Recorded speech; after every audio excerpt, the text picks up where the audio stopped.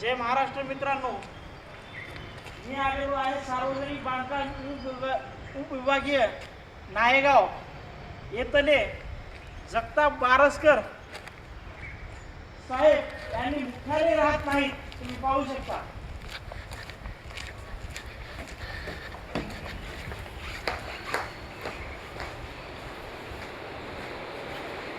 मी मागील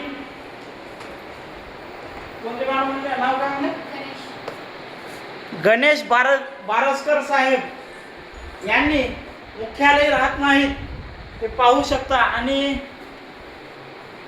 वरिष्ठ लिपिक माहिती अधिकार टोल नाक्याची माहिती मी दिलो असता यांनी मला आज 15 दिवस झालं टाळाटाळ, 8 दिवस झालं टाळाटाळ करण्याचा प्रयत्न करत आहेत आणि यांनी मुख्यालय राहत नाहीत. हे पाहू शकता. नायगावचा अंधा कारभार.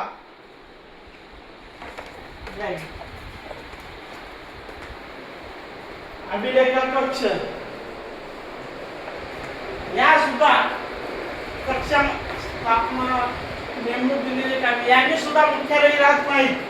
बालाजी लीलाबाई शिवाजी राठोड स्थापक अभियंता साहेब यांनी सुद्धा कार्यालयामध्ये उपस्थित नाहीत.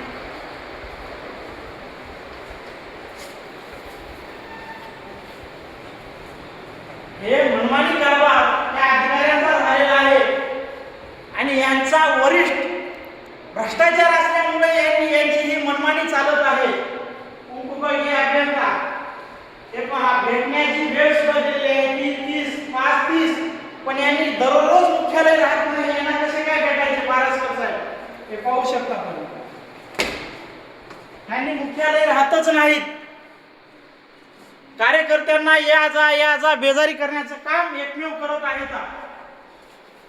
हे तांत्रिक शाखेमध्ये सुद्धा कोणी उपस्थित नाहीत. मी आज माझ्या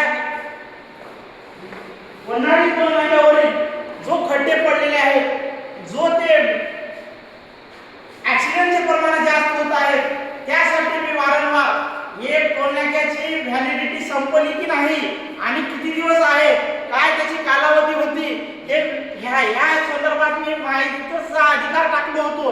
पण या माहितीचा अधिकाराचं उत्तर हे बारसकर साहेब नायगावचे बांधकाम विभागाचे अधिकारी देत नाहीत. त्यांनी टाळाटाळ करण्याचा प्रयत्न करत आहेत. पण हे जास्त दिवस चालणार नाही. लवकरात लवकर ही माहिती द्यावीच लागेल. मी आकाश पाटील सावरगावकर. जय महाराष्ट्र.